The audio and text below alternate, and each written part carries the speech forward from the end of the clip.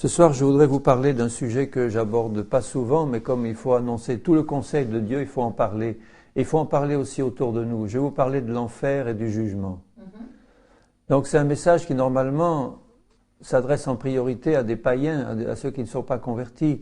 Mais il s'adresse aussi à nous, parce que nous devons aussi connaître quel est le sort terrible de ceux qui rejettent le salut, de ceux qui ne veulent pas de Jésus-Christ. Et quand on a sous les yeux les flammes de l'enfer et qu'on voit ce que le Seigneur, dans sa justice, a préparé pour les rebelles qui ne veulent pas du salut, ça nous donne une incitation aussi à parler du Seigneur. Parce que de l'autre côté, le Seigneur dit qu'après la mort vient le jugement. Et il n'y a pas 36 endroits, il y a ou bien on est avec le Seigneur, ou bien on est loin du Seigneur, en enfer pour l'éternité. Et il y en a beaucoup qui entrent par la porte qui est large, le grand boulevard qui mène à la perdition éternelle. Et Jésus dit, il n'y en a pas beaucoup qui trouvent la porte étroite et le sentier montant qui mène à la vie éternelle. Alors si le Seigneur nous a placés ici, sur cette terre encore, c'est pour parler de lui à ceux qui sont perdus, et puis aider ceux qui sont sauvés à avancer dans la perfection que Jésus a prévue pour eux. Alors ce soir, je voudrais vous parler de l'enfer.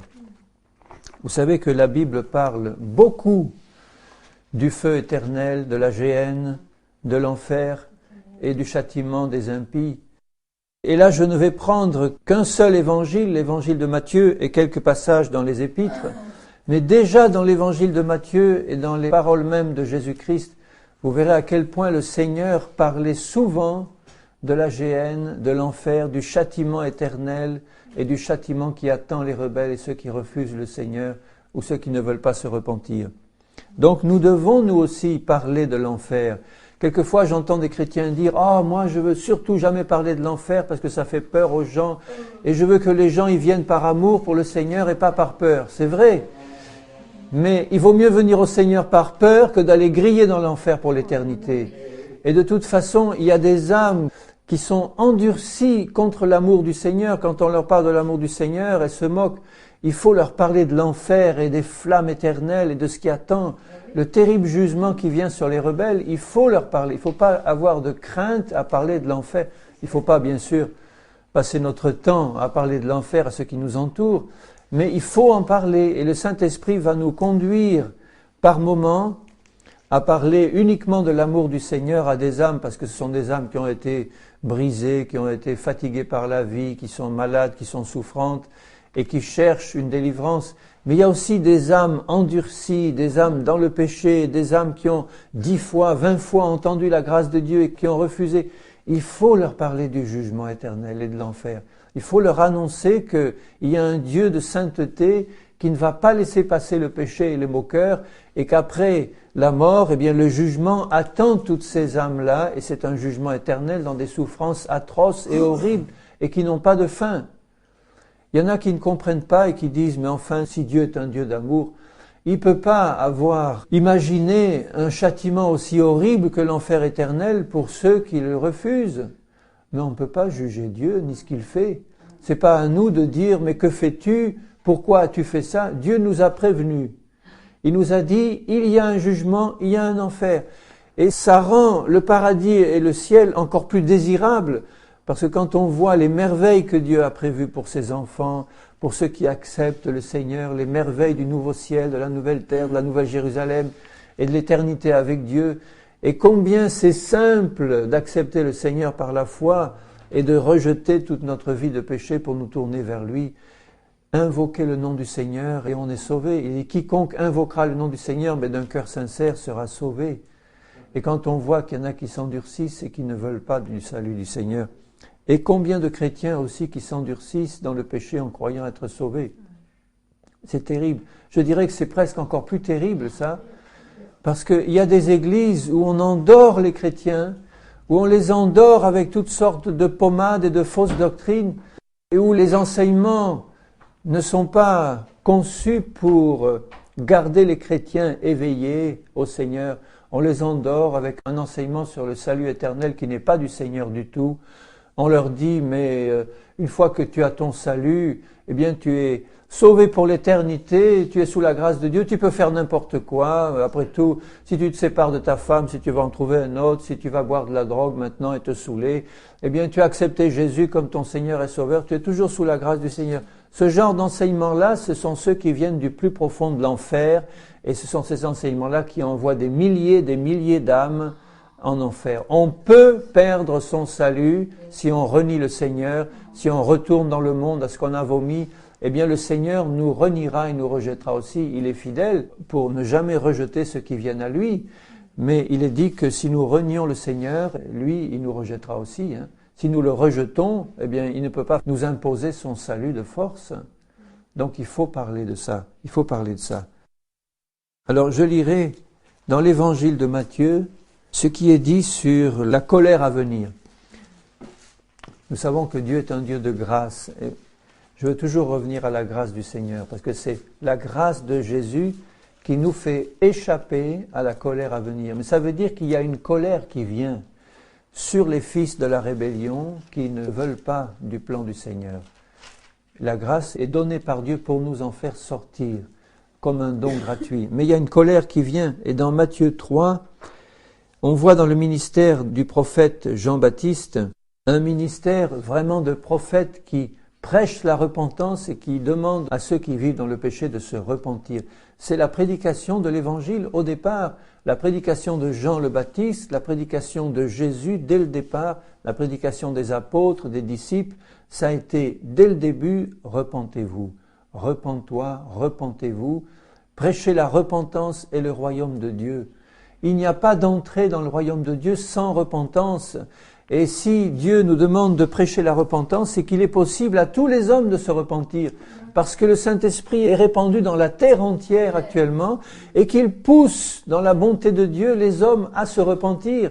Ça veut dire que le Saint-Esprit est là à côté de tout pécheur pour le pousser dans sa grâce à se repentir de ses péchés. Donc lui montrer que ce sont des péchés, et puis lui dire maintenant que tu as compris que c'est un péché, demande pardon à Dieu. Dans sa grâce, il va te pardonner complètement.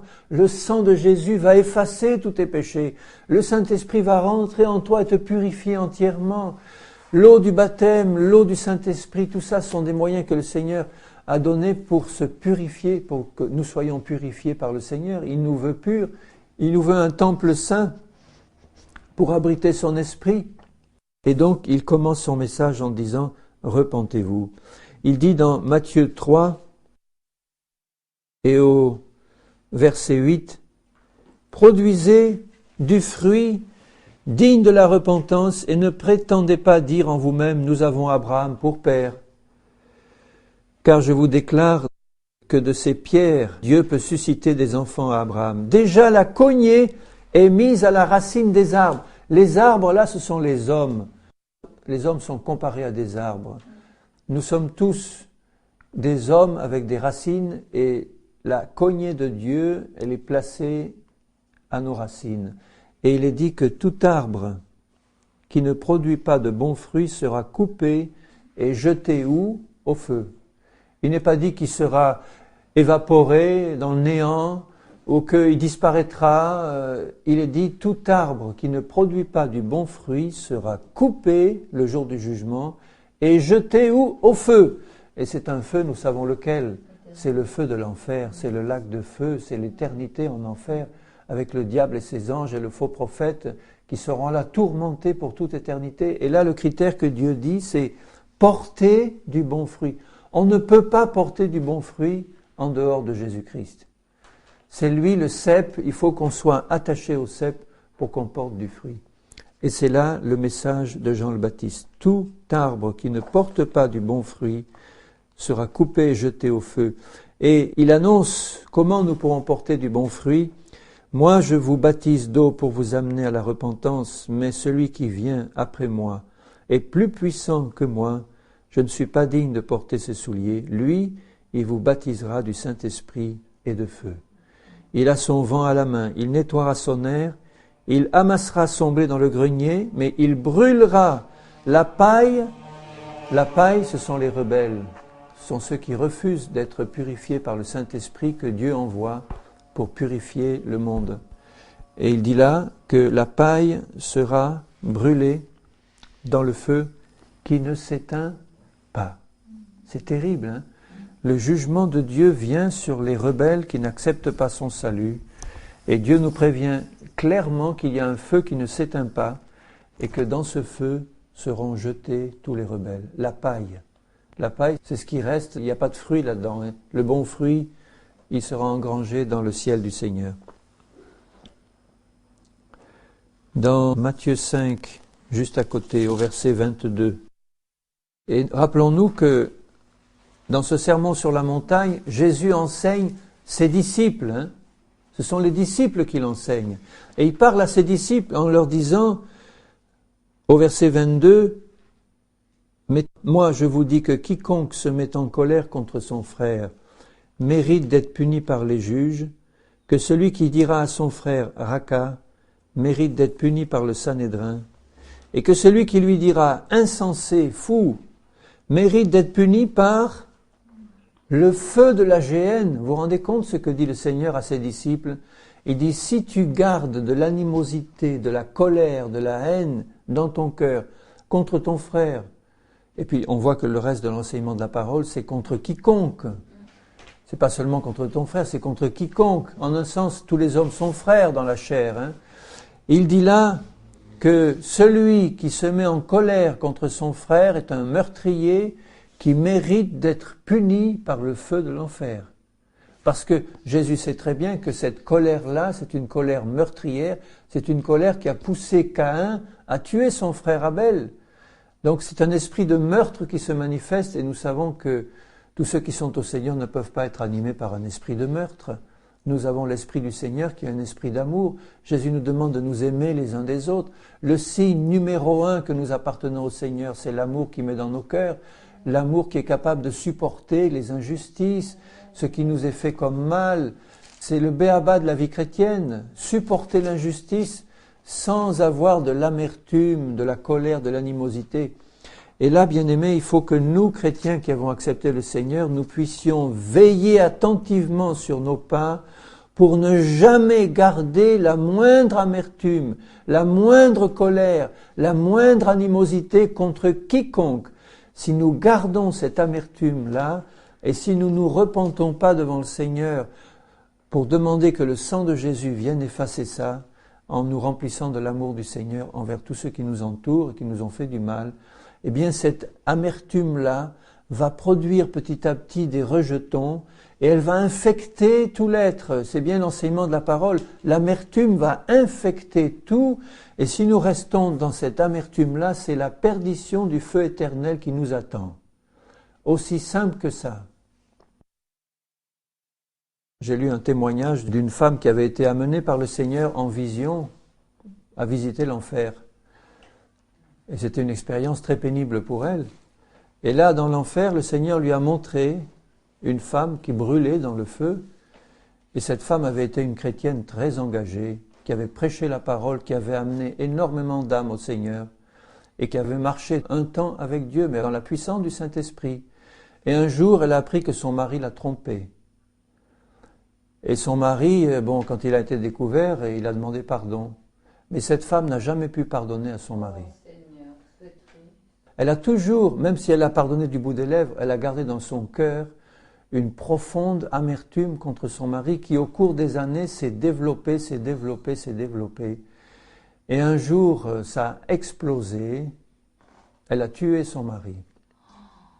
Elle a fini par le tuer. Ça prouve que ce sentiment de haine qui était là dans le fond de son cœur, il a fini par sortir un jour. Il y a des gens qui ne tuent jamais physiquement, mais s'ils gardent dans leur cœur le même sentiment de haine, que ça se manifeste un jour ou pas par un meurtre, Jésus dit, si tu as de la haine et de la colère, tu es un meurtrier. Et cette femme, tout de suite après, elle s'est donné la mort, elle s'est suicidée et elle s'est retrouvée en enfer. Alors, le salut éternel qu'on garde une fois qu'on a accepté le Seigneur et qu'on peut le garder, quelles que soient les choses qu'on peut faire, c'est une invention du diable. Si on ne se repent pas de nos péchés, nous irons en enfer. Celui qui meurt dans ses péchés va en enfer. Il a beau avoir servi. Il est dit dans l'Ancien Testament, Un homme qui a été juste toute sa vie, s'il pêche, eh bien toute sa justice sera oubliée. S'il pêche, un seul péché, s'il ne se repent pas, bien sûr, va effacer toute une vie de justice. Alors qu'un pécheur qui aura eu toute une vie de péché, s'il se repent et qu'il accepte le Seigneur, un seul acte de justice, sa repentance et accepter le pardon du Seigneur par le sang de Jésus, ça efface tous ses péchés. Alors c'est vraiment important de comprendre que le Seigneur ne veut pas que nous ayons la moindre trace d'animosité, de haine ou d'amertume contre personne. On a été blessé par des gens, on a été blessé par des chrétiens, on a été blessé par des membres de nos familles. Il y en a qui ont eu des traitements très durs. Eh bien, Dieu juge le fond de nos cœurs. Si nous avons la moindre amertume, c'est une racine d'impiété, de péché qui va pousser des rejetons et nous devons nous en repentir immédiatement et dire « Seigneur, je crie à toi, je te demande pardon. Je sais quel est le sort terrible de ceux qui ne pardonnent pas de tout leur cœur à ceux qui ont péché. Eh bien Seigneur, enlève cette racine de mon cœur, je m'en repens, je t'en demande pardon. Remplis mon cœur de ton amour et de ton pardon. Tu m'as pardonné, Seigneur. Est-ce que moi je ne peux pas pardonner à ceux qui m'ont fait du mal ? On ne doit pas garder la moindre trace d'amertume. C'est important. Et juste un peu plus loin, au verset 27, il dit « Vous avez appris qu'il a été dit, tu ne commettras pas d'adultère. Mais moi je vous dis que quiconque regarde une femme pour la convoiter a déjà commis un adultère avec elle dans son cœur. » On juge ceux qui quittent leur femme et qui vont avec d'autres femmes et on a raison de les juger au sens spirituel, de dire que c'est mal. Mais que dire de tous ceux qui convoitent dans leur cœur et que ça ne se voit jamais ? Dieu le voit. Nous devons reconnaître ça comme un péché devant Dieu en disant « Seigneur, pardonne ». Parce qu'il est dit au verset 29, « Si ton œil droit est pour toi une occasion de chute, arrache-le et jette-le loin de toi, car il est avantageux pour toi qu'un seul de tes membres périsse et que ton corps tout entier ne soit pas jeté dans la géhenne. » Simplement parce que quelqu'un a regardé une femme pour la convoiter et qui ne s'est pas repenti de ça. Pour Dieu, c'est un péché qui l'amène à la géhenne. Moi, je vous dis au verset 32 que celui qui répudie sa femme, sauf pour cause d'infidélité, l'expose à devenir adultère et que celui qui épouse une femme divorcée ou répudiée commet un adultère. Combien de chrétiens sont dans cette situation ? On doit crier au Seigneur pour demander la miséricorde de Dieu sur tous ceux qui pratiquent ce péché. Le Seigneur a voulu que l'homme et la femme se marient, qu'ils fassent un en Christ et puis un tout court en tant que mari et femme et que la sainteté de Dieu réside dans ce couple-là, marié devant le Seigneur et que aucune impureté ne vienne souiller le lit conjugal et le cœur de l'homme et de la femme quand ils sont mariés. Et gardons nos cœurs purs devant le Seigneur. Invoquons constamment le Saint-Esprit pour nous montrer et le sang de Jésus pour nous purifier constamment. Dans Matthieu 8, versets 11 et 12, Jésus dit « Or je vous déclare que plusieurs viendront de l'Orient et de l'Occident et seront à table avec Abraham, Isaac et Jacob dans le royaume des cieux. Mais les fils du royaume seront jetés dans les ténèbres du dehors où il y aura des pleurs et des grincements de dents. » Ça veut dire que ceux qui au départ avaient été choisis pour être le peuple du Seigneur, là il parlait des Juifs, mais les fils du royaume c'est aussi nous, chrétiens maintenant. Il dit que ceux qui avaient été choisis par Dieu pour être à la table avec Abraham, Isaac et Jacob et tous les autres, eh bien ce seront eux qui seront jetés dans les ténèbres extérieures où il y a des pleurs et des grincements de dents parce qu'il y a un feu éternel qui brûle. Et pourquoi ces fils du royaume ont été jetés dehors ? Parce qu'ils ont pratiqué l'iniquité et qu'ils ne s'en sont pas repentis. Et c'est Jésus qui parle. Les paroles de Jésus ont une autorité absolue. Dans Matthieu 10, un peu plus loin. Alors tout ça est intercalé de paroles de grâce et de miséricorde. Vous voyez, cette parole de Matthieu 10 que je vais vous lire, elle suit un passage où on voit Jésus pleurer sur la foule languissante et abattue et qu'il envoie ses disciples revêtus de la puissance de l'Esprit pour aller leur parler du royaume, aller les guérir et aller prêcher le royaume. Et tout de suite après, au verset 28, dans Matthieu 10, 28, il dit, ne craignez pas ceux qui tuent le corps et qui ne peuvent tuer l'âme. Craignez plutôt celui qui peut faire périr l'âme et le corps dans la géhenne. Ne vend-on pas 2 passereaux pour 1 sou, cependant il n'en tombe pas un à terre sans la volonté de votre Père. Et même les cheveux de votre tête sont tous comptés. Ne craignez donc point, vous valez plus que beaucoup de passereaux. C'est pourquoi quiconque me confessera devant les hommes, je le confesserai aussi devant mon Père qui est dans les cieux. Mais quiconque me reniera devant les hommes, je le renierai aussi devant mon Père qui est dans les cieux. Si Jésus renie quelqu'un, nous savons quel est son sort. C'est terminé pour l'éternité. Allez dans le feu éternel, vous maudits, le feu éternel qui a été préparé pour le diable et pour ses anges. Mais il dit là au verset 28, « Craignez plutôt celui qui peut faire périr l'âme et le corps dans la géhenne. » C'est Dieu qui est concerné là. Certains disent que c'est le diable. C'est pas le diable, c'est Dieu que nous devons craindre, parce que seul Dieu a le pouvoir de faire périr l'âme et le corps dans la géhenne. Évidemment, c'est le diable qui nous entraîne en enfer par la séduction du péché, quand nous succombons à la séduction et que nous ne nous repentons pas. Mais le diable ne peut pas toucher l'âme d'un homme si cet homme ne se livre pas au péché.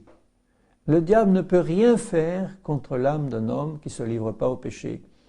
Alors que c'est Dieu qui est le juge suprême sur le trône et c'est lui qui envoie en enfer. C'est Dieu qui est le juge sur le trône et c'est lui qui décide. C'est lui qui décide de toutes les âmes qui viendront devant lui un jour, devant le grand trône blanc. Eh bien toi, oui, ton sort c'est pour le ciel, ton sort c'est pour l'enfer. Allez, l'âme et le corps est tout entier en enfer, l'âme, le corps, l'esprit tout entier dans le ciel. C'est Dieu qui décide ça. Le diable n'a rien à voir dans cette décision. Le diable est l'instrument de la perdition, mais c'est pas lui le juge suprême. Et il est dit que nous devons craindre le Seigneur.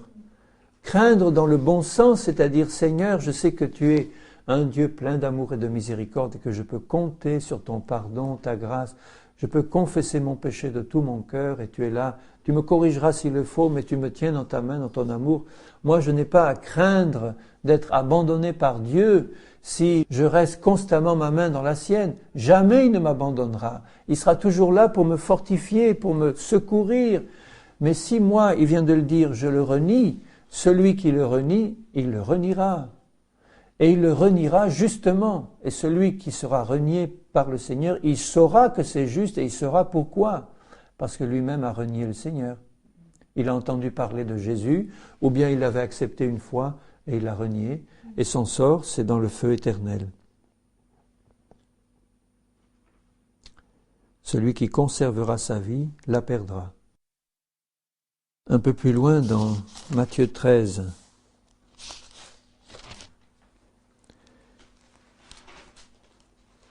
il parle du jugement final et du tri final de la moisson.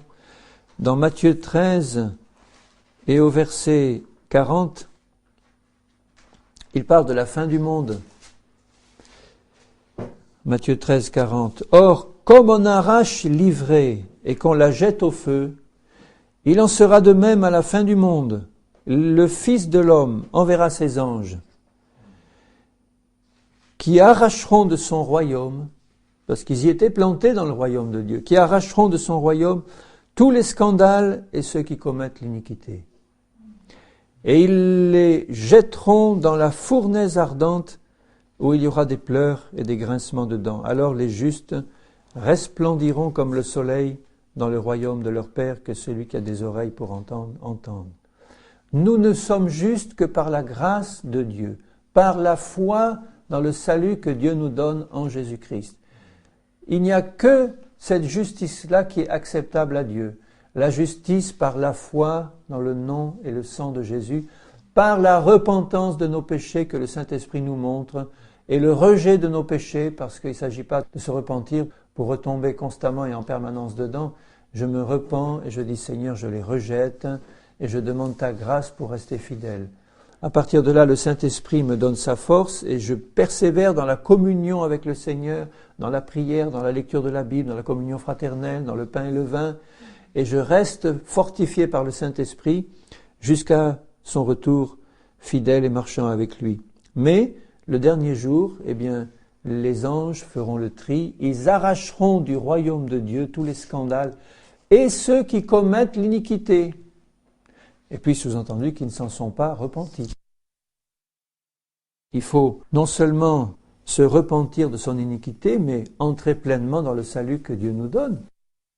Et puis rester fidèle en comptant sur la grâce de Dieu. On peut avoir des chutes occasionnelles. Il ne faut pas non plus qu'on tremble de perdre son salut à la première chute qu'on a parce qu'on a eu une faiblesse qui nous a fait chuter. Il faut immédiatement compter sur le Saint-Esprit pour revenir au Seigneur en demandant pardon de tout notre cœur, en disant « Seigneur, j'ai chuté, je me suis énervé, j'ai fait quelque chose qui te déplaît, je le sais, tu me parles dans mon cœur par ton esprit, je te demande pardon, papa, pardonne-moi, que le sang de Jésus me lave, fortifie-moi et tiens-moi la main pour aller plus loin. » Immédiatement, Jésus n'est pas engagé dans un travail de perdition des âmes, Jésus est engagé dans un travail de salut des âmes. Donc ceux qui persévèrent dans la perdition jusqu'au bout sont ceux vraiment qui ont en permanence refusé la grâce. Jésus leur a parlé 10 fois, 20 fois, 100 fois peut-être pour certains, et puis à chaque fois ils ont dit non, ou bien oh peut-être, ou plus tard Seigneur, bon, laisse-moi un peu tranquille, je suis jeune, plus tard, ou bien j'ai pas encore vécu ma vie, j'aimerais un peu vivre avant. Ça, ce sont des paroles de l'enfer que le diable y met pour permettre, lui, de gagner du temps pour les perdre. Mais le Seigneur, lui, est dans un travail de salut. Il parle au cœur des gens pour les amener à la repentance et les amener à rester fidèles. Il a tous les moyens de l'univers pour nous aider à être fidèles.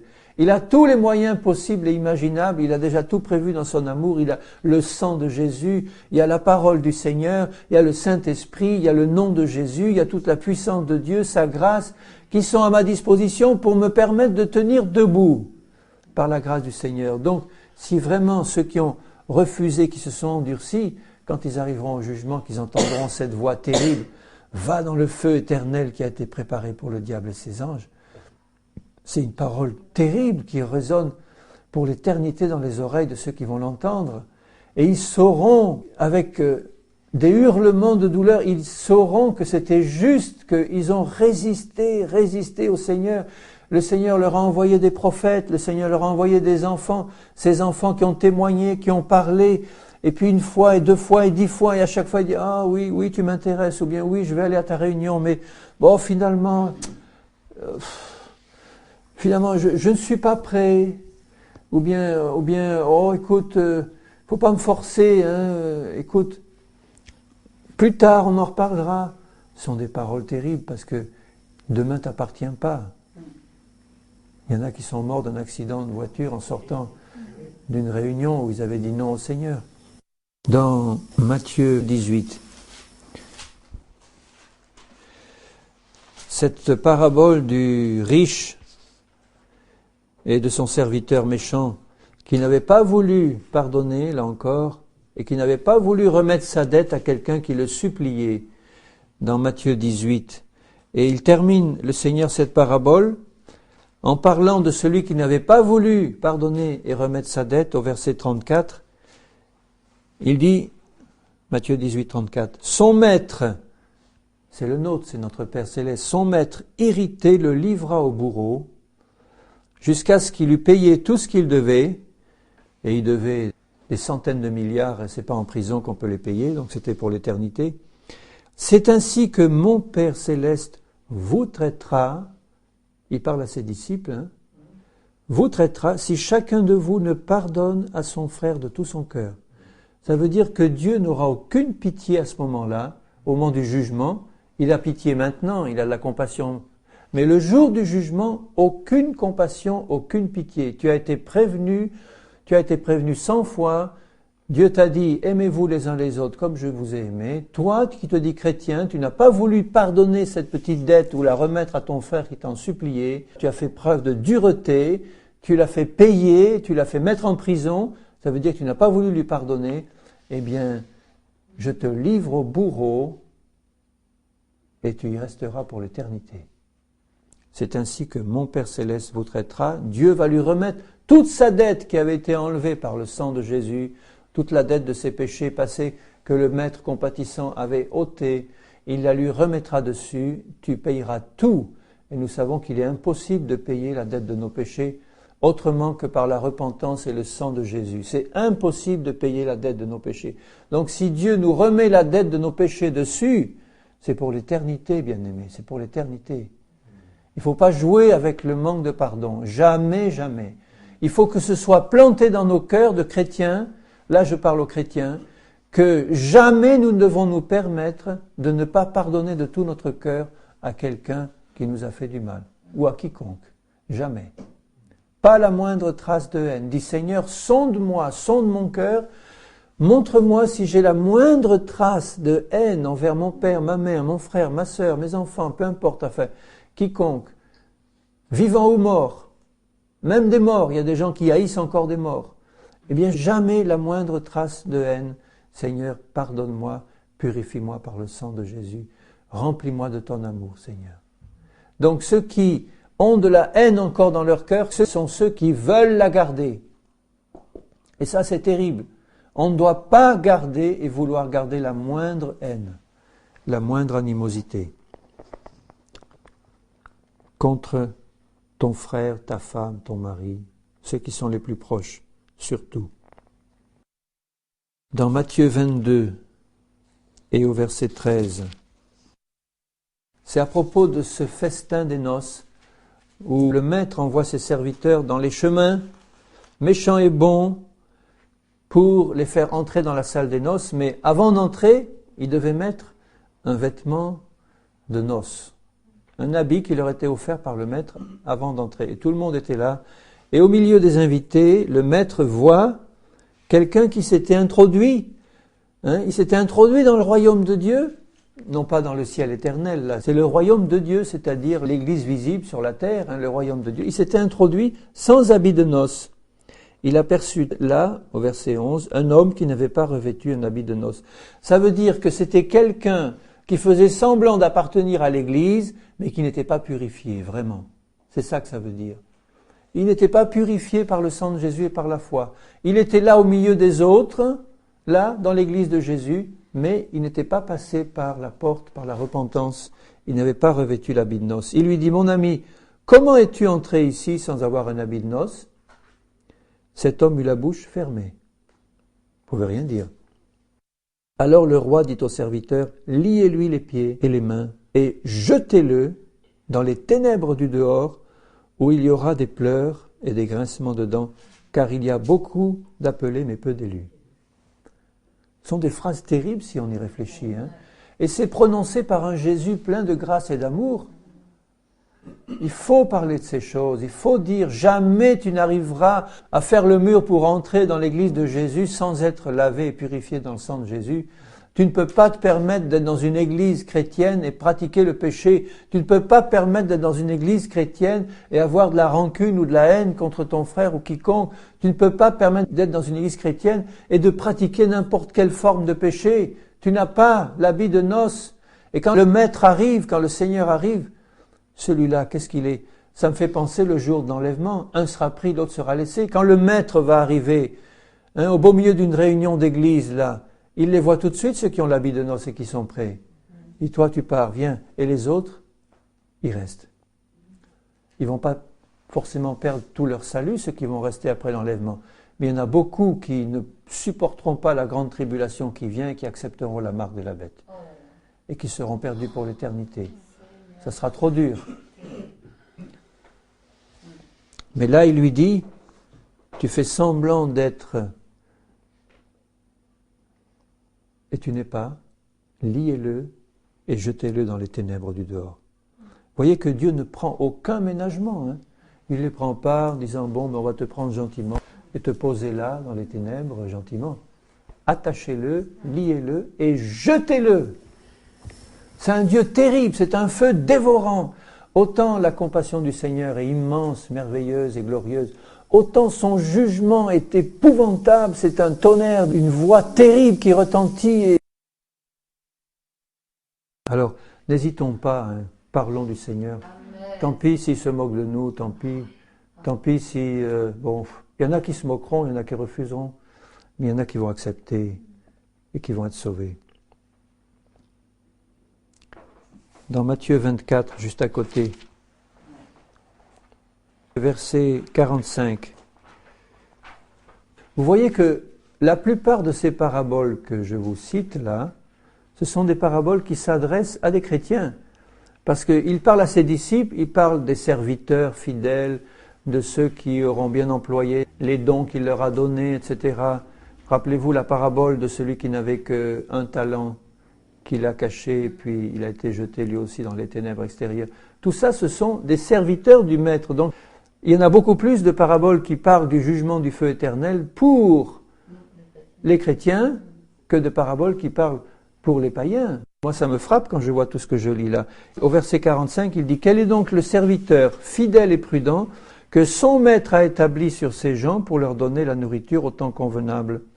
Heureux ce serviteur que son maître à son arrivée trouvera faisant ainsi. Je vous le dis en vérité, il l'établira sur tous ses biens. » Et au verset 48, il dit « Mais si c'est un méchant serviteur, il est serviteur de son maître, qui dit en lui-même « Mon maître tarde à venir ». Voyez le chrétien tiède, l'église de Laodicée, qui dit « Bon, finalement, ça fait 2000 ans qu'on en parle, du retour du Seigneur, il tarde un peu, mais enfin bon, c'est pas demain la veille. Hein. » Et s'il se met à battre ses compagnons, s'il mange et boit avec les ivrognes, le maître de ce serviteur viendra le jour où il ne s'y attend pas. Oui, il ne prévient pas le Seigneur. Hein. Il nous a prévenus déjà. On est déjà prévenus. Mais il ne va pas taper à la porte une minute avant pour dire « Écoute, j'arrive dans une minute, repens-toi. » Au moment où personne n'y pensera. On doit être prêt maintenant. Il viendra au moment où il ne s'y attend pas et à l'heure qu'il ne connaît pas, il le mettra en pièces. Et il lui donnera sa part avec les hypocrites, c'est là qu'il y aura des pleurs et des grincements de dents. Vous vous rendez compte, le sort, c'est pas un Jésus plein de douceur et d'amour qui va agir à ce moment-là, c'est un Dieu de justice, un terrible feu dévorant qui va prendre les rebelles et qui va les mettre en pièces, qui va les livrer à Satan, qui va les livrer au feu, qui va les livrer au tourment éternel où ils vont être rongés par des vers qui ne brûlent jamais dans ce feu, par des flammes qui vont leur dévorer en permanence leur chair, puisqu'ils vont ressusciter, pour aller avec leur corps dans les flammes. Ils y vont tout entiers, esprit, âme et corps, dans les flammes éternelles, les perdus. Ils vont aussi ressusciter les justes pour la vie éternelle et les perdus pour la perdition éternelle, avec leur corps et tout. Et dans les flammes, ce sont des corps qui vont brûler sans jamais connaître la mort. Ils vont hurler en disant « Je veux la mort, je veux disparaître, je veux la mort ». Et puis, ça ne va jamais se passer, ce sera des douleurs en permanence, des flammes qui vont ronger leur chair, des vers qui vont ronger leur chair. Et là, ils vont y être jetés avec le diable, le faux prophète et tous ces démons-là. Imaginez un peu l'éternité dans ces conditions. Il y aura des pleurs et des grincements de dents. Et combien vont dire « Ah oui, je regrette le moment, je regrette. Si j'avais écouté un tel qui me parlait du Seigneur, si j'avais écouté ce tract qui me parlait de la... Alors Seigneur, viens maintenant, je veux me repentir, Seigneur, maintenant. Trop tard, trop tard. Et ça sera une voix de tonnerre qui dira trop tard. Ce ne sera pas la voix douce du Seigneur, ce sera une voix de tonnerre, trop tard. Au chapitre 25, juste à côté, il parle des vierges folles et des vierges sages. Encore une fois, les vierges représentent l'Église. Les vierges sages étaient remplies du Saint-Esprit, elles avaient un vase plein d'huile, des provisions qui leur permettaient de tenir jusqu'au bout. Les vierges folles, elles avaient de l'huile, elles étaient vierges, elles avaient de l'huile qui représente le Saint-Esprit, mais elles n'en avaient pas assez pour tenir jusqu'au bout. Leur lampe s'est éteinte, ça veut dire qu'elles n'étaient pas assez remplies du Saint-Esprit. Et pourquoi elles n'étaient pas assez remplies du Saint-Esprit ? Parce qu'elles n'avaient pas demandé au Seigneur. Que Dieu donne son Saint-Esprit avec abondance à ceux qui le demandent. Où elles allaient chercher de l'huile, c'était trop tard là encore. Au verset 10, pendant qu'elles allaient en acheter, l'époux arriva. Celles qui étaient prêtes entrèrent avec lui dans la salle des noces et la porte fut fermée. Plus tard, les autres vierges vinrent et dirent « Seigneur, Seigneur, ouvre-nous ». Mais il répondit, je vous le dis en vérité, je ne vous connais pas. Veillez donc, puisque vous ne savez ni le jour, ni l'heure à laquelle le Fils de l'homme viendra. Et suit immédiatement la parabole des talents. Et celui qui n'avait qu'un talent, je lis le verset 30 un peu plus loin, celui qui n'avait qu'un talent, mais qui ne l'a pas fait fructifier, c'est encore un chrétien ça, ou qui confesse le nom de Jésus, qui avait des talents que Dieu lui avait donnés et qui les a enterrés, au lieu de les faire travailler. Si Dieu nous donne des dons, c'est pour que les autres en profitent, c'est pas pour les garder pour nous. Faisons travailler nos talents, bien-aimés. Au verset 30, il dit, et le serviteur inutile, jetez-le dans les ténèbres du dehors, où il y aura des pleurs et des grincements de dents. Et au verset 41, il dira à tous ceux qui seront à sa gauche, retirez-vous de moi, maudits, allez dans le feu éternel qui a été préparé pour le diable et pour ses anges. Car j'ai eu faim, vous ne m'avez pas donné à manger, j'ai eu soif, vous ne m'avez pas donné à boire, j'étais étranger, vous ne m'avez pas recueilli.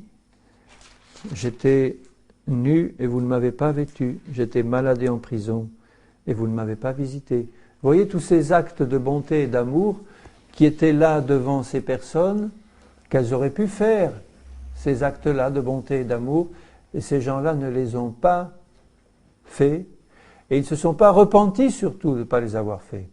C'est ça le plus grave encore, parce que si elles n'ont pas fait ces actes d'amour, mais si elles avaient dit « Seigneur, je le réalise, pardonne-moi », j'aurais dû faire ça, j'aurais dû donner à boire à ceux qui avaient soif et à manger à ceux qui avaient faim, qui étaient là à ma porte.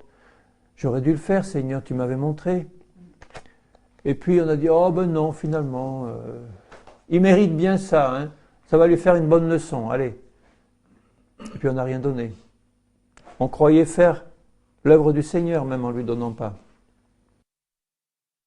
Eh bien là, le Seigneur dit, tu ne l'as pas fait, tu t'es pas repenti, eh bien tu seras jeté dans les ténèbres extérieures.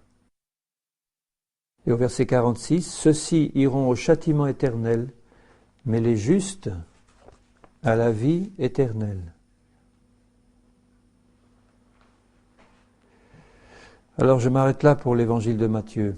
Mais vous voyez que rien que dans cet évangile, le Seigneur parle clairement d'un châtiment éternel.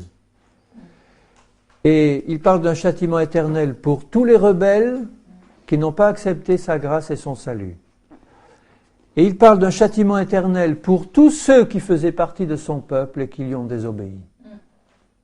Et ça nous concerne, nous, directement.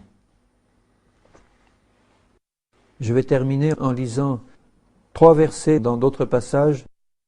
Dans Jean 15,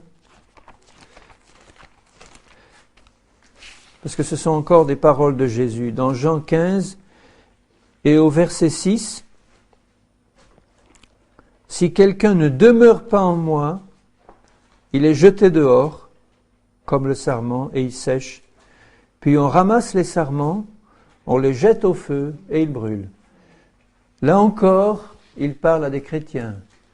Et il dit, si tu ne demeures pas en moi, attaché à Jésus et à sa parole pour marcher par l'Esprit, si tu ne demeures pas en moi, tu ne vas pas produire du fruit dans ta vie. Et à ce moment-là, le vigneron en coupe, ce sarment qui n'est pas fructueux, et il sèche, et il est jeté où? Au feu. C'est une image du feu éternel. Mais si vous demeurez en moi et que mes paroles demeurent en vous, demandez ce que vous voudrez, cela vous sera accordé.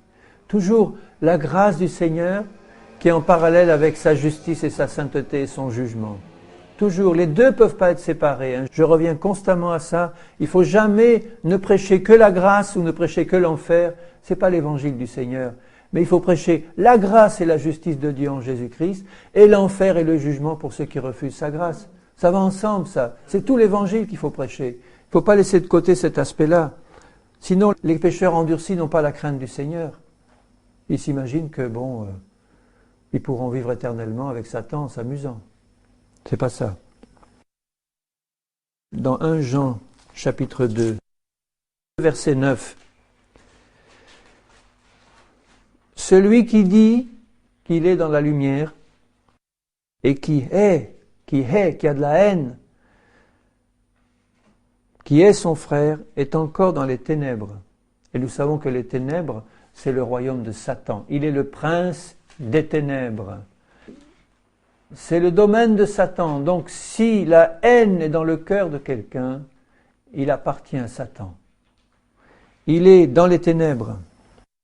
Celui qui aime son frère demeure dans la lumière et aucune occasion de chute n'est en lui. Mais celui qui hait son frère est dans les ténèbres, il marche dans les ténèbres, il ne sait où il va. Mais nous savons où il va, nous. Et Dieu le sait où il va directement dans le feu éternel. Parce que quelqu'un qui marche en permanence dans les ténèbres, il ne peut faire que tomber dans le trou éternel où se trouve le prince des ténèbres. Pourquoi ? Parce qu'il a de la haine contre son frère. Et on ne peut pas, bien-aimé, avoir un cœur plein d'amour pour 99,99% de nos frères et avoir un cœur plein de haine pour un frère. Si tu as le cœur plein de haine pour un frère, tu es entièrement dans les ténèbres. Entièrement. Tu ne peux pas dire « je suis plein d'amour pour toi, mon frère », alors que dans ton cœur, tu as de la haine pour une personne. Si on a de la haine pour une personne, on est entièrement dans les ténèbres. Et notre sort, c'est les ténèbres éternelles. Je vous écris, petits enfants, parce que vos péchés vous sont pardonnés à cause de son nom. Et il dit au chapitre 1er, au verset 9, si nous confessons nos péchés, il est fidèle et juste pour nous les pardonner. Et le sang de Jésus nous purifie entièrement. Donc vous voyez que ceux qui ne sont pas purifiés par le sang de Jésus, ce sont ceux qui veulent rester dans les ténèbres. Le Saint-Esprit leur parle et leur dit, mais tu ne te rends pas compte que tu as de la haine encore. Tu as encore de la haine dans ton cœur contre... Il y en a qui me disent, oh mais c'est pas de la haine ça, c'est juste un peu d'animosité. Mais moi je leur dis, c'est de la haine. Appelle ça comme tu dois l'appeler. Parce que l'amour ne s'irrite pas. L'amour excuse tout. L'amour n'est pas impatient. Donc si tu t'irrites, si tu es impatient, c'est encore de la haine. Ça ne veut pas dire que tu es perdu pour l'éternité. Ça veut dire que tu dois te repentir de ça. Et dire, Seigneur, je le confesse, que ton sang me lave maintenant, Seigneur. Et si je sens encore une racine de haine ressortir, immédiatement, pardon, Seigneur, pardon, que ton sang me lave en permanence et remplis-moi d'amour. J'en fais un sujet d'intercession pour moi personnellement. Si tu sens que tu as encore des réactions de haine contre quelqu'un qui ressortent là, eh bien, confesse-le immédiatement et dire, Seigneur, j'ai besoin que tu me remplisses encore de ton amour. Mais je le confesse comme un péché sur le champ. Et le sang de Jésus me purifie. Et là, dans le sens grec, c'est le sang de Jésus me purifie en permanence. Ça veut dire que si je reste en permanence dans un esprit de repentance, Seigneur, ça va pas dans mon cœur, je sens encore des réactions d'amertume, de haine et de violence contre ce frère ou cette sœur. Tu le sais, Seigneur. Mais je m'en rends compte et en permanence je dis, Seigneur, pardonne. Seigneur, change-moi. Seigneur, je réalise que c'est un péché. Là, je suis dans un esprit de repentance. Je ne vais pas oh ben non, plus tard on en parle. Oh, Seigneur, ça me fait du bien de me défouler. Quand j'entends un chrétien dire ça, je dis, mais tu ne te rends pas compte qu'il risque son salut éternel ? Ah, ça me fait du bien de me mettre en colère et puis de déverser ma colère sur celui-là. Il m'en a trop fait voir. J'entends des chrétiens dire ça. Ça fait du bien à ma nature charnelle. Ah, ça me fait du bien de faire une bonne colère. Après je me sens bien. Mais tu ne te rends pas compte que si Jésus vient à ce moment-là, tu n'es pas pris. Tu n'es pas pris parce que tu t'es laissé aller à une réaction de haine. C'est trop sérieux. Jamais il faut jouer avec des pensées pareilles. Je dois le comprendre et dire, Seigneur, mais ça vient encore, pardonne. Lave-moi dans ton sang. Remplis-moi de ton esprit, Seigneur. Je passais 1 heure avec toi à parler en langue, à te louer, à te bénir, à être rempli de ton esprit, à lire ta parole et à me remplir de toi et de ta présence pour que ce sentiment mauvais que je sens là, il parte, Seigneur, il parte.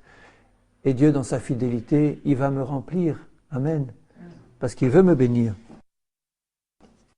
Et enfin, dans Apocalypse 20, verset 15, Quiconque ne fut pas trouvé écrit dans le livre de vie fut jeté dans les temps de feu. Quels sont ceux qui sont écrits dans le livre de vie? Seulement ceux qui se sont repentis de leurs péchés, qui ont demandé pardon à Dieu et qui ont reconnu Jésus comme leur Sauveur et leur Seigneur, et qui ont été lavés dans le sang de Jésus, qui ont reçu vraiment la grâce du Seigneur. Le Saint-Esprit est répandu dans la terre entière. Je ne veux pas répondre maintenant à ceux qui me disent « Ah oui, mais les papous de Nouvelle-Calédonie qui n'ont jamais entendu parler de Jésus, etc. » Comment je dis ça les concerne. Dieu est juste juge. Si eux, ils ont vu l'éternité dans la création et qu'ils disent « Je veux connaître ce Créateur et je veux rencontrer, Dieu va lui révéler son Fils un jour ou l'autre, d'une manière ou d'une autre. » Ça regarde le Seigneur. Mais toi qui parles des papous, qu'est-ce que tu fais toi de la grâce de Dieu maintenant? Qu'est-ce que tu fais toi qui as entendu parler de la grâce de Dieu? Ne parle pas, détourne pas la conversation. Comment tu réagis toi à la grâce que je t'annonce et au salut que je t'annonce? Tu l'acceptes dans ton cœur? Le Saint-Esprit doit te montrer, si tu n'as jamais accepté Jésus comme Seigneur et Sauveur, que tu es un pécheur, parce que c'est le travail du Saint-Esprit. Il doit te montrer ton péché. Que tu sois chrétien, que tu sois païen, le Saint-Esprit te montre ton péché. Et immédiatement, il t'amène aux pieds de Jésus pour que tu demandes pardon. Et là, le sang de Jésus te lave, tu reçois la nouvelle naissance et la vie, ou le pardon, et tu es candidat à la Jérusalem céleste. Alléluia. Et au chapitre 21, il parle de la Jérusalem céleste et de la gloire qui est réservée aux enfants de Dieu. Il dit au verset 7, « Celui qui vaincra héritera ces choses. » Il vient de dire, « À celui qui a soif, je donnerai de la source de l'eau de la vie gratuitement. » Gratuitement. Ta soif de la justice de Dieu, de son salut, de son pardon, du ciel, de la gloire qui t'attend. Ta soif de ça, Dieu te donne tout gratuitement. Le Saint-Esprit te donne la foi, le Saint-Esprit te donne le salut, tout. Mais pour les lâches, les incrédules, les abominables, les meurtriers, les impudiques, c'est un terme général pour parler de tout, prostituées, homosexuels, tous ceux qui pratiquent la fornication, les impuretés sexuelles et autres, tous ceux qui ne se sont pas repentis de ces choses, les enchanteurs, les idolâtres et tous les menteurs, leur part sera dans les temps ardents de feu et de soufre qui est la seconde mort. Combien de pasteurs qui mettaient la main dans la caisse ou qui volaient ou qui mentaient et qui ne se sont jamais repentis sont maintenant dans le lac de feu ou dans l'enfer. Et ils ont prêché la parole et ils ont amené des âmes au Seigneur, mais ils ne se sont jamais repentis d'adultère, des vols, des mensonges qui ont été faits et que le Saint-Esprit voulait leur mettre là devant leurs yeux en disant « Repens-toi, la grâce de Dieu est pour toi. » Oh, qu'est-ce qu'on va dire si j'avoue ça publiquement? Qu'est-ce qu'on va penser de moi et de mon ministère? Eh oui, mais ton ministère là t'amène en enfer maintenant. Alors qu'il fallait demander pardon au Seigneur. Seigneur, je te supplie que tu me donnes en permanence un amour renouvelé pour les âmes perdues. Amen, Seigneur, que je ne rate jamais une seule des occasions que tu me montres, Seigneur, de parler de toi. Trop souvent, j'ai laissé passer des occasions, Seigneur. Ce soir encore, je m'humiliais devant toi et te demandais de me remplir d'assurance, de force, de l'onction et de la vie de ton esprit pour parler, Seigneur, à ceux qui se perdent de ton grand salut, de ton amour, Seigneur, de l'œuvre merveilleuse de la croix et de Jésus, et parler aussi à ceux qui s'endurcissent de ton châtiment terrible, éternel. Seigneur, je te supplie que ton sang nous purifie, que ton esprit nous remplisse, que constamment nous soyons, Seigneur, debout devant toi, remplis de ton esprit, travaillant dans ton champ, Seigneur, attendant ton retour et travaillant au salut des âmes et au perfectionnement des saints. Seigneur, je te supplie pour moi, pour tes bien-aimés, pour que tu nous visites et que tu nous renouvelles. Que tu renouvelles notre ardeur et notre zèle pour toi, Seigneur. Et que tu fasses de nous des flammes de feu, de ton feu céleste, Seigneur, pour répandre ta parole, pour parler aux pécheurs, pour parler à ceux de tes enfants qui se sont détournés ou qui t'ont renié. Seigneur, aide-nous, je t'en prie, et conduis-nous vraiment. Renouvelle-nous ce soir. Je te le demande pour ma part. Renouvelle-moi dans l'onction et la bénédiction de ton esprit, Seigneur. Et garde-moi fidèle dans ta main. Garde-moi, Seigneur. Fais toujours la lumière dans mon cœur. Donne-moi toujours l'esprit de Jésus-Christ, un esprit humble et saint et petit devant toi,